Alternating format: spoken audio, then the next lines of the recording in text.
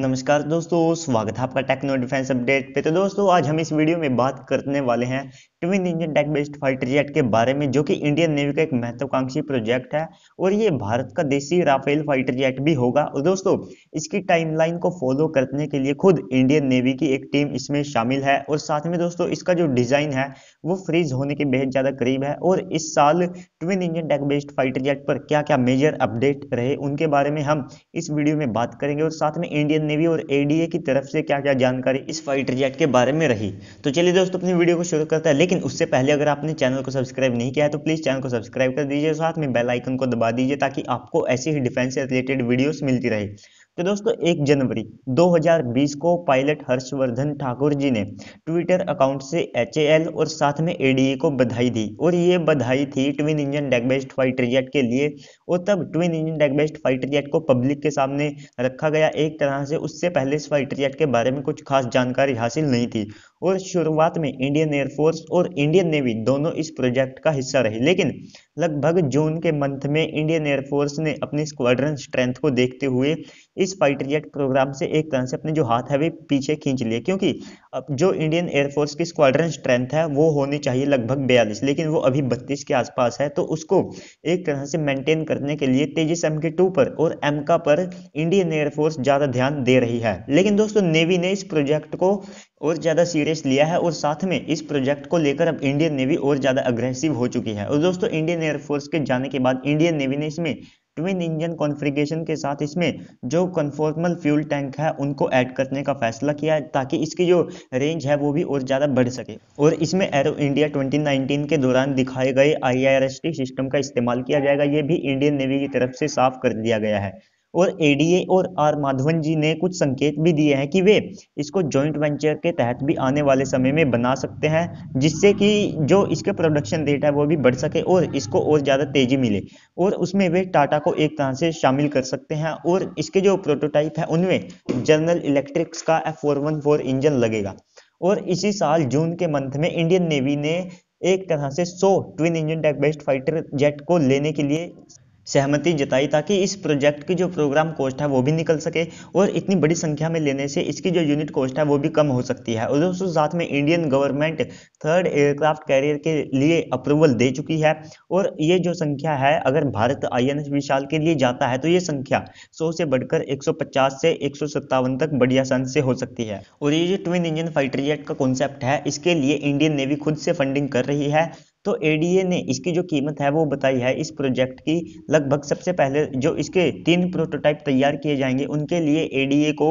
लगभग 13,000 करोड़ के एक तरह से रकम चाहिए होगी, जो कि $2 बिलियन के आसपास बैठती है। और दोस्तों, क्योंकि अभी तक डिजाइन फ्रीज का काम चल रहा है और हो सकता है एरो इंडिया 2019 की तरह जैसे कि तेजस MK2 को दिखाया गया था और पूरा ध्यान एरो इंडिया 2019 के दौरान केवल तेजस MK2 पर था, तो हो सकता है कि 2021 एरो इंडिया में आपको एक तरह से सरप्राइज देखने को मिले। उसमें आपको जो twin engine deck based fighter jet का जो स्केल मॉडल है वो भी देखने को मिल सकता है। हालांकि दोस्तों, इसके जो चांसेस है वे भी ज्यादा है क्योंकि इसका जो डिजाइन है वो फ्रीज होने के बेहद ज्यादा करीब है। हो सकता है जनवरी के मंथ में इसका जो डिजाइन है उसे फ्रीज कर दिया जाए। और दोस्तों, साथ में $2 बिलियन की कॉस्ट के साथ इसकी जो यूनिट कॉस्ट है वो $71 मिलियन हो सकती है, जो कि राफेल के M और FA-18 सुपर हॉर्नेट के वेपन पैकेज के साथ ये कम रहेगी। और दोस्तों, ये केवल अंदाजा है, हो सकता है ये इससे बढ़ सके या फिर कम हो। और जो तेजस MK2 है उसकी जो स्टार्टिंग यूनिट कॉस्ट है वो 65 टू 70 मिलियन US डॉलर रहेगी, लेकिन वो बाद में $60 मिलियन तक बड़ी आसानी से आ जाएगी, क्योंकि कल बहुत से लोगों ने क्वेश्चन पूछा था। और दोस्तों, ये केवल एडीए का अंदाजा है कि इसकी जो यूनिट कॉस्ट है वो 70 मिलियन US डॉलर रहे। और इसका जो पहला प्रोटोटाइप है वो 2025 और जो दूसरा प्रोटोटाइप है वो 2026 और 27 में, टोटल इसके 3 प्रोटोटाइप आ जाएंगे, जिसमें से 2025 में और 26 में और 27 में इसकी फर्स्ट फ्लाइट होगी और 2026 में इसके जो एवियोनिक्स और इसके जो रडार है और जो इसका वेपन्स पैकेज है उसको टेस्ट कर लिया जाएगा। और दोस्तों, इस तरह से ये डिले ना हो उसके लिए खुद इंडियन नेवी की एक टीम को रेडी कर दिया है, जो कि इस प्रोजेक्ट के लिए इसके ऊपर नजर रखेगी और साथ में दोस्तों खुद इंडियन नेवी इस प्रोग्राम का हिस्सा होगी और इसके अंदर कोई डिले ना हो। इंडियन नेवी खुद बहुत ज़्यादा अग्रेसिव है इस प्रोजेक्ट को लेकर। और साथ में दोस्तों इसका जो इंजन है, इसके अंदर 2 इंजन लगेंगे। जो स्टार्टिंग के प्रोटोटाइप है उनमें जनरल इलेक्ट्रिक्स का F414 इंजन लगेगा, जो कि 196 किलो न्यूटन की जो थ्रस्ट है उसे जनरेट कर सकता है। दोस्तों 2028 से पहले प्रोडक्शन के लिए रेडी नहीं होगा। हालांकि 2028 में ये प्रोडक्शन में आ सकता है, लेकिन उससे पहले बहुत कम चांसेस है। और दोस्तों साथ में इंडियन नेवी अपने थर्ड एयरक्राफ्ट कैरियर के लिए एक तरह से मीटिंग को बुलाना चाहती है, जिसमें वे अपने थर्ड एयरक्राफ्ट कैरियर के लिए उनकी जो रिक्वायरमेंट है उसको आगे रखना चाहते हैं। तो दोस्तों उसी के सिलसिले में कुछ, हालांकि आर्टिकल कहीं नहीं छपा है और साथ में दोस्तों इसका कोई प्रूफ भी नहीं है, लेकिन नेवी के कुछ अधिकारियों का कहना है कि जो twin engine deck based fighter jet है इसके लिए वे बहुत ज्यादा सीरियस है, क्योंकि वे इसकी जगह पर कोई दूसरा फाइटर जेट नहीं खरीद सकते हैं। क्योंकि आप सबको पता है कि अगर हम राफेल को खरीदते हैं या फिर FA-18 सुपर हॉर्नेट को खरीदते हैं और 2030 तक हमारा जब twin engine deck based fighter jet आ जाएगा, तो हम ऐसे में उन फाइटर जेट का क्या करेंगे। और 10 साल के लिए हम किसी फाइटर जेट को नहीं खरीद सकते हैं, क्योंकि ये बहुत ज़्यादा कॉस्टली होगा।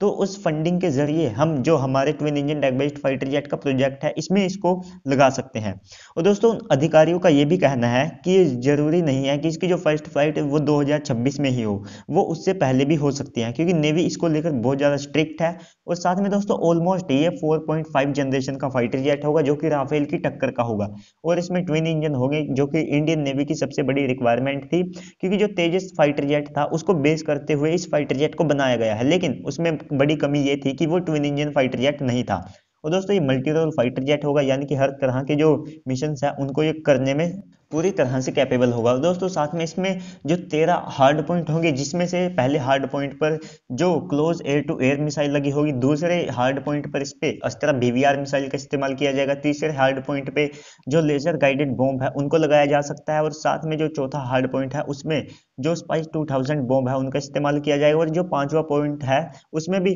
जो अस्त्रा मिसाइल है उसका इस्तेमाल किया जाएगा, और जो छठा हार्ड पॉइंट है उसमें भी अस्त्रा मिसाइल का, जो अस्त्रा मिसाइल के अलग अलग वेरिएंट है, जैसे कि अस्त्रा IR का अगले साल भारत टेस्ट करने वाला है, और जो अस्त्रा MK2 है उसका भी टेस्ट होने वाला है, तो वे सब इसमें लगाई जाएंगी। और साथ में इसमें जो 7वां हार्ड पॉइंट है उसके ऊपर टारगेटिंग पोड, और 8वें हार्ड पॉइंट के ऊपर इसमें मीडियम रेंज की ALCM मिसाइल का इस्तेमाल किया जाएगा, और जो 9th पॉइंट है उसके ऊपर अस्त्रा मिसाइल का, और जो 10th हार्ड पॉइंट है उसके ऊपर RGM-84 या हार्पून मिसाइल का, और जो 11th पॉइंट है जो हार्ड पॉइंट होगा उसके ऊपर हैमर मिसाइल भी लगा सकते हैं, और जो इसका 12th पॉइंट है उसके ऊपर अस्त्रा मिसाइल, और क्लोज कॉम्बैक्ट के लिए इसमें जो 13 पॉइंट है उसका इस्तेमाल किया जाएगा। तो दोस्तों इसमें टोटल अगर देखा जाए तो 5 अस्त्रा मिसाइल के लिए एक तरह से हार्ड पॉइंट बनाए गए हैं। और दोस्तों इसकी जो ज्यादातर एवियोनिक्स और रडार की या जो इलेक्ट्रॉनिक टेक्नोलॉजी है वो तेजस MK2 से होगी, तो इसके लिए इसको और ज्यादा फास्ट ट्रैक किया जा सकता है। और इसमें टोटल 5 अस्त्रा मिसाइल होगी, जो कि दुनिया की सबसे बेस्ट मिसाइलों की कैटेगरी में एक तरह से आज की तारीख में आ चुकी है। तो ये भारत के लिए सबसे बड़ी बात है कि भारत इसे जल्द से जल्द तैयार करे। और दोस्तों आपको मैं एक न्यूज दे देता हूं जो कि एक तरह से बहुत ज्यादा महत्वपूर्ण हो जाती है। जो अमेरिका की लॉकहीड मार्टिन है, जिसका दुनिया में सबसे ज्यादा फाइटर जेट का प्रोडक्शन रेट है, सबसे ज्यादा फाइटर जेट वे बेचते हैं, बिलियंस ऑफ डॉलर की वो कंपनी है, और मंथली बिलियंस ऑफ डॉलर वे कमाते भी हैं। और ऐसे में उनके अंडर बहुत सी कंपनियां आती है जो उनके लिए पार्ट्स भी बनाती है, और वे एक तरह से प्राइवेट सेक्टर के अंदर आती हैं। तो दोस्तों उनकी एक तरह से जो डिलीवरी है उसमें डिले देखा गया है। उनको लगभग इस साल 150 से ज्यादा फाइटर जेट को डिलीवर करना था, लेकिन दोस्तों उसमें उनका ये जो टारगेट था वो फेल हुआ है, क्योंकि कोविड-19 की वजह से उनकी जो डिलीवरी है या उनका जो प्रोडक्शन रेट है उसके ऊपर भी इफेक्ट देखा गया है। तो दोस्तों आज की इस वीडियो में इतना ही, मिलते हैं अगली वीडियो में, तब तक के लिए गुड बाय, जय हिंद।